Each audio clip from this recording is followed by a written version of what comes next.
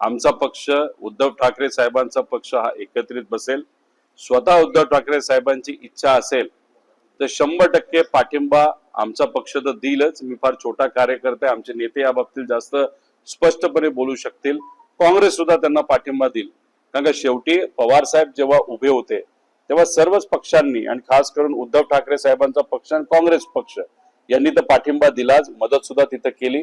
त्याच्याच बरोबर एकनाथ शिंदे साहेबांनी मदत केली आणि पवार साहेबांसारखा मोठा नेता आल्यानंतर मतात कुठेतरी प्लस मायनस होऊ शकतो. त्यामुळे धाडस बीजेपी कडनं त्या ठिकाणी झालं नाही. बीजेपीने सुद्धा पाठिंबा नंतरच्या शेवटच्या काळामध्ये त्या ठिकाणी दिला. त्यामुळे उद्या जाऊन उद्धव ठाकरे साहेब उभे राहत असतील तर पाठिंबा मिळेलच, नाहीतर तिन्ही पक्ष एकत्रित दिसून जो कुठला उमेदवार एक उमेदवार पुढे केला जाईल आमचा पक्ष पूर्णपणे त्या उमेदवाराच्या पाठीमागे त्या ठिकाणी राहील. पण आपल्या पक्षाकडे ते मिळणार नाही. खासदारकी जर आम्ही घेतली असेल तर आमदारकी म्हणजे MLC ची पण अपेक्षा आम्ही करणं हे योग्य ठरणार नाही असं मला तरी त्या ठिकाणी वाटतं. त्याच्यावर अधिकार हा उद्धव ठाकरे साहेबांच्या पक्षाचा आहे. त्याच्याच बरोबर काँग्रेसचा सुद्धा अधिकार आहे. नंतर सुद्धा खासदारकीचे इलेक्शन तिथं होणार आहे. राज्यसभेच्या तिथं सुद्धा आपल्या सर्व आमदारांची मदत लागणार आहे. त्यामुळे कदाचित असंही ठरलं जाऊ शकतं आता एका पक्षाला MLC आणि उद्या येणाऱ्या खासदारकी राज्यसभेच्या त्याला दुसऱ्या पक्षाला. त्यामुळे शेवटी मोठे नेते बसून निर्णय काही दिवसातच घेतील, कारण पुढच्या महिन्यातच या बाबतीतलं इलेक्शन लागलेलं आहे. देवेंद्र फडणवीसांनी असं सांगितलंय की डिलिमिटेशनचा जे कायदा आहे त्याच्यावर विरोधात जे पडलंय ते तर आम्ही रस्त्यावर उतरू, महाविकास आघाडीच्या नेत्यांच्या घरासमोर आंदोलन करू, बीजेपीचा रस्त्यावर उतरल्याचा राहणार नाही असं. माझी त्यांना विनंती एवढीच आहे, आज महाराष्ट्रातला शेतकरी अडचणीत आहे.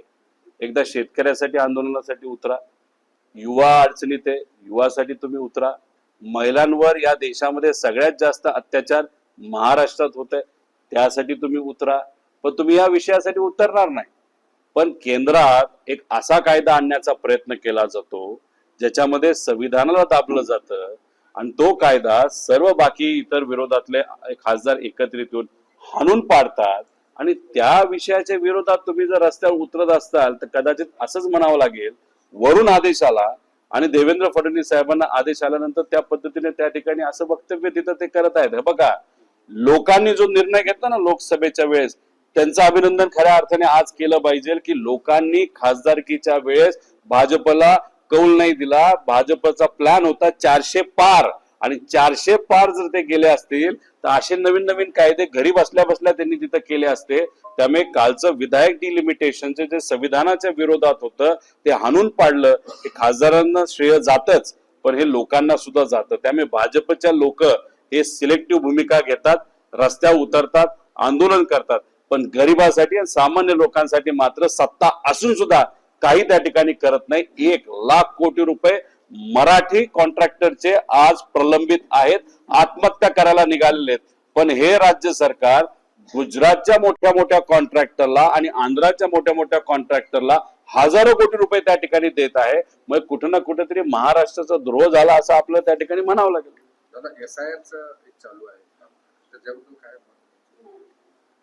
2024 ची आमदारकीची इलेक्शन आपण जर बघितली तर त्याच्यामध्ये जे मतदारांचं मॅनेजमेंट झालं होतं त्याचा अर्थ माझ्या मतदारसंघातले काही लोकांची नावं कमी केली गेली, दुसऱ्या मतदारसंघातली लोकांची नावं त्याच्यामध्ये ऍड केली गेली.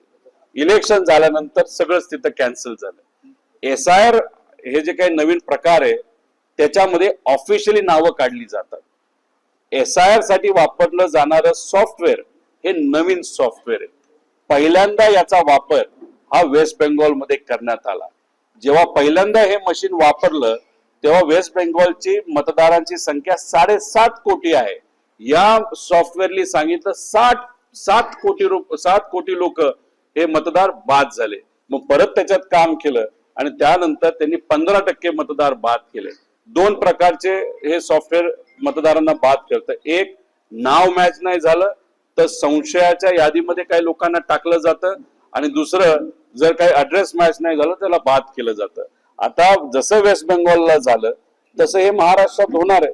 त्यामुळे विरोधात असणाऱ्या सर्व आमदार आणि खासदारांनी एकत्रित येऊन कार्यकर्त्यांना विश्वासात घेऊन SIR वर खऱ्या अर्थाने काम करण्याची जरूरत आहे. कारण वेस्ट बेंगॉलमध्ये कारगिल युद्धामध्ये ज्या व्यक्तीने भारताची भूमिका घेत ती व्यक्ती लढली, त्यांचं नाव काढण्यात आलं, अधिकाऱ्यांचं नाव काढण्यात आलं, जजेसचे नाव काढण्यात आलं. म्हणजे अशा पद्धतीने SIR हा वेस्ट बेंगॉलमध्ये फक्त निवडणूक जिंकण्यासाठी गडबड केली गेली. म्हणजे संविधानिक हक्कच हा लोकांचा काढला गेला, पण तरी सुद्धा किती गडबड केली. वेस्ट बेंगॉलमध्ये ममता दिदीच सरकार येईल असं आम्हाला वाटतं. महाराष्ट्रामध्ये आमच्या सारख्यांसाठी धोक्याची घंटा आहे. आम्ही जर या बाबतीत काम नाही केलं तर मग उद्या जाऊन कुठे काही होऊ शकतं. त्यामुळे SIR वर खऱ्या अर्थाने काम करण्याची जरूरत आहे. म्हणतात ऍक्सिस बँकेमध्ये देखील अशाच पद्धतीचे अनेक प्रकरणं घडत होती धर्मांतरणाची. माझं एवढंच मत आहे की अशा पद्धतीने लोकांना वेठीस धरून जर चुकीच्या काही गोष्टी घडत असतील तर ते चुकीचं ना, तुम्ही तिथं कारवाई केली पाहिजे. महिलेवर अत्याचार होत असतील, ती महिला कुठल्याही समाजाची, धर्माची असू, जाती धर्माची असू, त्या महिलेच्या बाजूली उभं राहणं हे फार महत्वाचं आहे. आणि तशी घटना जर TCS मध्ये घडली असेल तर मग कारवाई करावी, तपास करावा. जो कोणी दोषी आहे त्याच्यावर 100% कारवाई तिथं झाली पाहिजे. ऍक्सिस बँकेच्या बाबतीत जर सांगितलं जात असेल तर होम डिपार्टमेंट हे देवेंद्र फडणवीस साहेबांकडे आहे. त्याच्यामध्ये सुद्धा तपास होणं तितकंच महत्वाचं आहे. कारण का जे काही अलिगेशन आहेत ते अलिगेशन डेंजरस अलिगेशन आहे.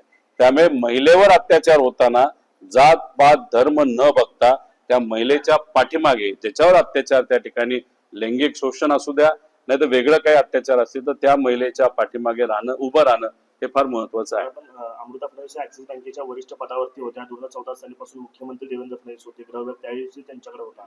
पण नेमकं त्यावेळेस पासून आतापर्यंत जे बोलले नाहीत, आजच हे सगळं प्रकरण एक नाशिकचं प्रकरण येतात आणि त्यावेळेस अमृता फडणवीस बोलायला लागतात. असं काय होतं राजकारण, याच्या मागचं काय? नाही बघा, अमृताताई बोलत असताना एक तर आपण सगळ्यांनी समजून घेतलं पाहिजे त्या स्वतः राजकारणामध्ये नाहीयेत.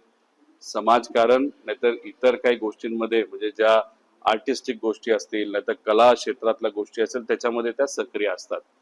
त्यांचं एखादं स्टेटमेंट आज आलं असेल, पूर्वी का नाही आलं, त्या राजकारणामध्ये नसल्यामुळे त्याच्या मागे राजकारण आहे का हे आम्हाला बोलता येणार नाही. पण ठीक आहे, आता तरी त्यांनी तिथं स्टेटमेंट दिलेलं आहे. मुख्यमंत्री साहेबांकडेच होम डिपार्टमेंट आहे. शहानिशा त्या ठिकाणी करावी. एखादी गोष्ट जर चुकीची घडत असेल आणि अमृताताई बोलतात ते खरं असेल तर जो कोणी दोषी असेल त्याच्यावर कारवाई करायला काय हरकत आहे. प्रियांका चतुर्थी ज्या आहेत त्या खरं तर ठाकरे गटाच्या खासदार आहेत, माझे खासदार आहेत. त्यांनी देखील कालचं जे विधेयक नामंजूर झालं त्याच्यावरून नाराजी व्यक्त केलेली आहे की महिलांचे जे हक्क मिळणार होते ते मात्र असे व्हायला नको होते, ते विधेयक पडायला नको असं त्यांचं मत आहे. त्यांना कदाचित खासदारकी मिळाली नसावी म्हणून त्या नाराज असतील. हे विधायक महिला आरक्षणाचं नव्हतंच. 2023 ला सगळ्यांनी विधायकाला पाठिंबा दिला. त्या विधायकामध्ये फक्त एकच विषय होता, महिला आरक्षण. त्यामुळे महिला आरक्षणाचं विधायक तसं बघितलं तर पास झालं आहे. हे आम्हीच फक्त म्हणतोय असं नाही. देवेंद्र फडणवीस साहेबांनी सुद्धा ट्विट केली होती की महिलांना आता राजकीय आरक्षण मिळालं, त्यासाठी अभिनंदन केलं होतं केंद्र सरकारचं आणि सर्व खासदारांचं. तो विषय झालेला आहे. काल डिलिमिटेशनचा विषय होता आणि डिलिमिटेशन आपण जर बघितलं हे संविधानाच्या विरोधात आहे. तोंड बघून, जात बघून, धर्म बघून जर तिथं डिलिमिटेशन होत असेल तर संविधान राहिलं कुठं? आसाममध्ये जाऊन तुम्ही बघा. आसाममध्ये पूर्वी असणारं जे काय खासदारकीचे त्याचं ते हे असायचं नकाशा आणि आत्ताचा नकाशा तुम्ही बघा. पूर्वी समजा तो नकाशा असा असायचा की खासदार पोहोचू शकत होता लोकांपर्यंत. आत्ताचा नकाशा बघितला तर असा निंबुळता नकाशा आहे, वेडावाकडा आहे की एका बाजूने दुसऱ्या बाजूला जायचं असेल तरी 300-400 किलोमीटर त्या खासदाराला जावं लागेल. त्यामुळे ज्या ताईंबद्दल तुम्ही बोललात त्या थोड्याशा नाराज असाव्यात आणि त्या नाराजीच्या नादातच त्यांनी ते वक्तव्य त्या ठिकाणी केलं असावं. कारण शेवटी आता त्या खासदार नाहीत. खासदार असत्या तर त्यांनी अभ्यास करून वक्तव्य केलं असतं तर ते भाजपच्या विरोधातच त्यांचं वक्तव्य जाऊ शकलं असतं. दादा, ड्रगचा जो विषय राज्यात पुन्हा चर्चेला आला. 1-2 दिवसांपूर्वी एक व्हिडिओ व्हायरल झाला होता. जोगरी नावाचा ड्रग एका तरुणानं घेतल्याचं माहिती समोर येते. कशा पद्धतीने ड्रगची परिस्थिती अतिशय वाईट आहे. तुम्ही बघा, जे नॅचरल ड्रग्ज असतात, जे महागडे ड्रग्ज असतात असं आम्हाला समजते काही पोलिसांशी बोलल्यानंतर, ते पोर्टवर आतापर्यंत लाखभर कोटीचे सापडले. लाखभर कोटीचे ड्रग्ज फक्त सापडलेत. किती लाख कोटीचे आत आलेत हे कोणालाच माहित नाही. आणि ज्या ड्रग्ज बद्दल तुम्ही सांगता, जे आम्हाला पोलिसांकडनं कळालेलं, ते केमिकल ड्रग आहे. ते स्वस्त असतं, कुठेही मिळतं आणि ते सेवन, त्याचं सेवन केल्यानंतर डोक्यावर परिणाम होतो, बरंच काय त्या ठिकाणी होतं आणि हे मोठ्या प्रमाणात कॉलेजेस, स्कूल आणि इतर ठिकाणी म्हणजे महाराष्ट्रात हे मिळायला लागलेलं आहे. आणि या सर्व ड्रग्सच्या नाती आता नवीन पिढी तिथं लागायला लागली. अतिशय वाईट गोष्ट आहे, चुकीची गोष्ट आहे. कुठं ना कुठंतरी होम डिपार्टमेंट कमी पडले असं आपल्याला म्हणावं लागेल. होम डिपार्टमेंटचा वापर नेत्याला दाबण्यासाठी, भीती दाखवण्यासाठी, VIP ला प्रोटेक्शन देण्यासाठी केला जातोय आणि त्यामुळेच कदाचित खरं काम जे पोलीस डिपार्टमेंटला करायचंय त्यात ते डिपार्टमेंट कमी पडतंय. दादा निकाल नामंजूर झालेला आहे. काय नक्की आपली प्रतिक्रिया असेल? एक तर महिला आरक्षण विधायक या बाबतीत कालचं कुठलंही बिल त्या ठिकाणी नव्हतं. फक्त चेहरा महिला आरक्षणाचा, राजकीय आरक्षणाचा त्या ठिकाणी केला होता. खरं त्यांना काय करायचं होतं तर डिलिमिटेशन करायचं होतं. साध्या सोप्या भाषेत बोलायचं झालं, जर कोणी नगर परिषदेसाठी उभं राहत असेल तर त्याचा जो वॉर्ड आहे तो वॉर्ड आपल्या मर्जीने सत्तेतली लोक बदलतात, जेणेकरून सत्तेतला उमेदवार जो आहे त्याला थोडंसं राजकारण सोपं जावं. तसंच ग्रामपंचायत मध्ये सुद्धा जेव्हा इलेक्शन होतं तेव्हा एखादा नेता सत्ताधारीच्या जवळचा असेल तर अधिकाऱ्यांना सांगून वॉर्ड बदलून घेणं, जेणेकरून जास्तीत जास्त लोक हे सत्ताधाऱ्यांच्या विचाराचे निवडून येतील. जी गोष्ट हे ग्रामपंचायतला होते, नगर परिषदला होती, जिल्हा परिषदला होती, पंचायत समितीला होती, तसंच यांना खासदारकीला सुद्धा डिलिमिटेशनच्या माध्यमातून तेच करायचं होतं. आमदारकीला ते करायचं होतं. ते काल सर्व विरोधात असणाऱ्या खासदारांना कळल्यामुळे, पक्षांना कळल्यामुळे कालचं विधायक त्याला विरोध त्या ठिकाणी झाला. हे जे विधायक डिलिमिटेशनचं पुढे करून आणलं होतं ते संविधानाला धरून त्या ठिकाणी नव्हतं. त्यामुळे ज्या ज्या लोकांनी या विधायकाच्या विरोधात मतदान केलं त्यांचं खऱ्या अर्थाने आपण अभिनंदन केलं पाहिजे. अमित शहा केंद्रीय गृहमंत्री असं म्हणतायत की जे विधेयक पाडलं त्याबद्दल आनंदोत्सव साजरा करायला नको होता, तो विरोधकांनी केला. एक आपण सगळ्यांनी समजून घेतलं पाहिजे की महिला राजकीय आरक्षणाच्या बाबतीत चर्चा 2023 ला झाली होती. सर्व पक्ष एकत्रित येऊन त्या विधायकाला त्यावेळेस पाठिंबा दिला गेला होता.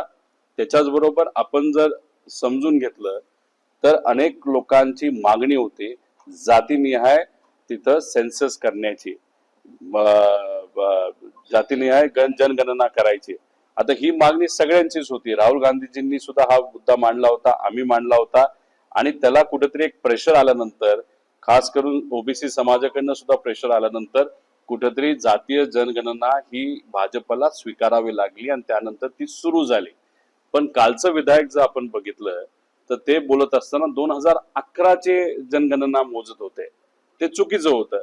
त्यामुळे जेव्हा ही जनगणना होईल त्यानंतर जर तुम्ही डिलिमिटेशनचा विचार करत असाल तर योग्य आहे. म्हणजे सगळ्या समाजाला त्या ठिकाणी न्याय मिळू शकतो. पण त्यांना घाई झाली होती, कुठेतरी सत्ताधारी घाबरलेत. 2029 ला आपण निवडून येणार नाही म्हणून आताच असं एक वातावरण करायचं, नाही तर डिलिमिटेशनच्या माध्यमातून आपले खासदार कसे वाढले पाहिजे याचा एक केविलवाला प्रयत्न काल त्या ठिकाणी करण्याचा प्रयत्न हा सत्ताधाऱ्यांकडनं काल होत होता असं आपल्याला म्हणावं लागेल. त्यांची सांत्वन भेट घ्यायसाठी आपण आलो होतो. काय सांगाल त्यांच्याबद्दल?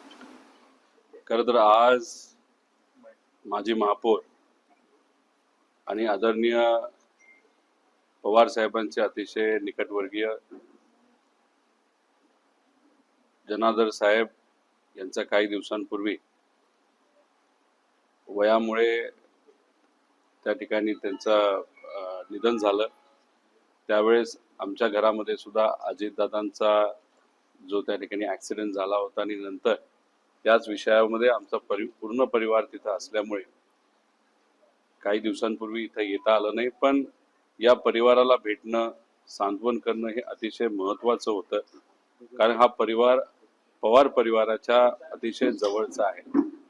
आदरणीय पवार साहेबांचे संबंध फार जवळचे असल्यामुळे आणि पवार साहेब मुख्यमंत्री असताना इथं येणं, राहणं, संवाद साधणं आणि राजकारणामध्ये सुद्धा त्यांचा खूप मोठा रोल होता. त्याच्याच बरोबर एकबोटे साहेब हे सुद्धा काही दिवसांपूर्वी त्यांचा त्या ठिकाणी त्यांचं निधन झालं.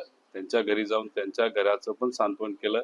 हे सर्व लोक पवार साहेबांचे अतिशय जवळचे आणि मग त्यांच्या घरामध्ये दुःखद घटना घडल्यानंतर पवार परिवारातला एक व्यक्ती म्हणून तिथं जाऊन त्यांचं सांत्वन करणं, परिवाराचं सांत्वन करणं, भेटणं हे आमच्यासाठी सर्वांसाठी महत्वाचं असल्यामुळे खरं तर मी या ठिकाणी आलेलो आहे. पूर्वी खासदार प्रणितीताईंनी आणि सुप्रियाताईंनी पण अशी शंका उपस्थित केली. काय म्हणतात सुसाईड सुद्धा दाखवलं जाऊ शकतं, आजारपण दाखवलं जाऊ शकतं, नाहीतर एन्काउंटर केला जाऊ शकतो. म्हणजे बेसिक एवढंच आहे, खराताला मारलं जाऊ शकतं, कारण का त्याकडे इतकी माहिती आहे.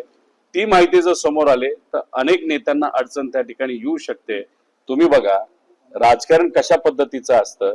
नाशिकमध्ये एक प्रकरण झालं होतं, हनी ट्रॅप प्रकरण. 70 व्हिडिओ होते, चर्चा खूप झाली, पण त्या व्हिडिओचं झालं काय? त्या व्हिडिओचा वापर, ज्याच्यामध्ये अधिकाऱ्यांचे व्हिडिओ होते, नेत्यांचे व्हिडिओ होते, त्या सगळ्या व्हिडिओचा वापर सत्ताधारी पक्षातले काही नेते हे अधिकाऱ्यांना दाबण्यासाठी आणि नेत्यांना दाबण्यासाठी करत आहेत, असं माझं ठाम मत आहे. त्यामुळे खरात उद्या जाऊन त्याचा मृत्यू झाला तर इन्व्हेस्टिगेशन संपलं. तर ते जे सर्व व्हिडिओ आहेत त्या व्हिडिओचा वापर हा नेत्यांना ब्लॅकमेल करण्यासाठी आणि काही अधिकाऱ्यांना ब्लॅकमेल करण्यासाठी केला जाऊ शकतो. त्यामुळे राजकारणाची लेवल इतक्या खाली गेलेली, कधीही काही होऊ शकतं. त्यामुळे प्रणितीताई जे बोलतायत, सुप्रियाताई जे बोलतायत, इतरही काही नेते बोलतायत, नाही तर दमानियाताई ज्या ठिकाणी बोलत आहेत मृत्यू होऊ शकतो खराताचा, हे कुठं ना कुठे ते खरं आहे असं आपल्याला, ही भीती खरी आहे असं आपल्याला म्हणावं लागेल. ऍक्सिडेंटमध्ये अपघातामध्ये मृत्यू झाला, मात्र त्यावरून आपण देखील शंका उपस्थित केली. आणि दुसरीकडे जे माजी आमदार आहेत यशोमती ठाकूर, ते असं म्हणतात की खरातला सुद्धा अशाच पद्धतीने संपवलं जाईल एक दिवस, कारण त्याचे धागे थेट सत्ताधाऱ्यांशी जात आहेत. एक तर भोंदू बाबा जे आहेत खरात, त्याच्यावर तर कारवाई झालीच पाहिजे.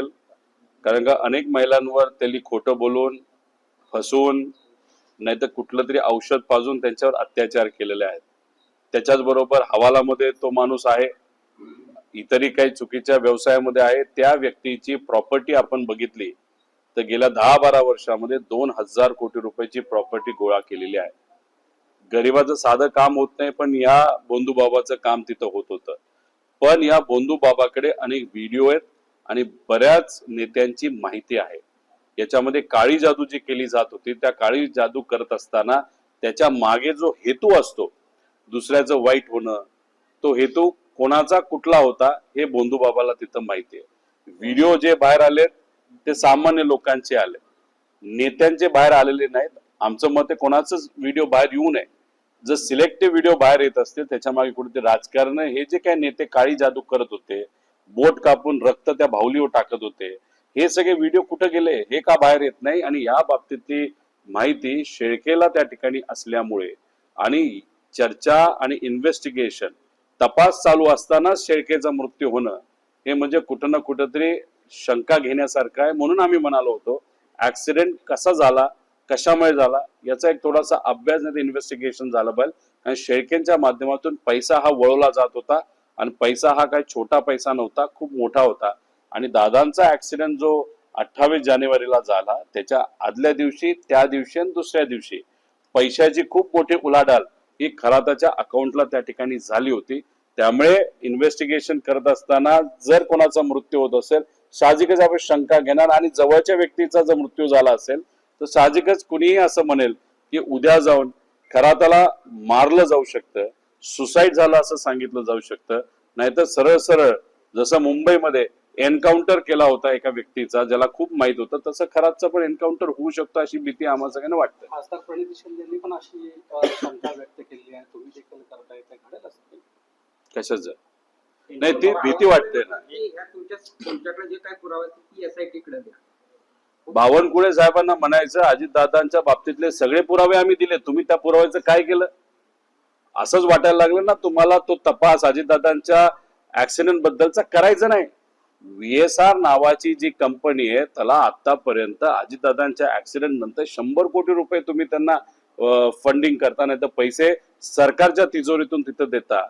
दादांच्या तपासाच्या बाबतीत तुम्हीच काय करे ना, तिथं आम्ही सगळे पुरावे दिले आणि या बाबतीत तुम्ही म्हणता आमच्याकडे काय पुरावे असेल तर तुम्ही द्या. हे दुटप्पी भूमिका या सगळ्या लोकांची.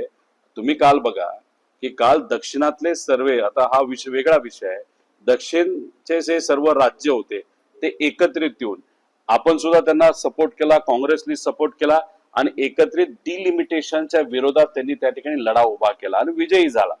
पण टीडीपी हा जो पक्ष आहे, जो आंध्राचा पक्ष आहे, म्हणजे तो येतो दक्षिण भागामध्ये, तसं तिथं असणाऱ्या लोकांचं खूप मोठं नुकसान या डिलिमिटेशनमुळे आणि हे जे काही खासदारची संख्या वाढणार होती त्यामुळे होणार होतं. पण कुठेतरी भाजपला त्यांनी सहकार्य केलं, राज्याच्या विरोधात जाऊन भाजपला त्यांनी त्या ठिकाणी सहकार्य केलं. माझं तर ठाम मत आहे की VSR कंपनीचं आणि टीडीपीचं एक आर्थिक संबंध असल्यामुळे, व्यक्तिगत संबंध असल्यामुळे कुठं ना कुठंतरी भाजपने त्यांनी त्या ठिकाणी या टीडीपीला भीती दाखवली असावी आणि हे सगळं मतदान हे भाजपच्या बाजूला डिलिमिटेशन आणि खासदारांची संख्या वाढवण्यामध्ये त्यांनी टीडीपीची मदत ही घेतली असावी असं मला त्या ठिकाणी वाटतं. दादा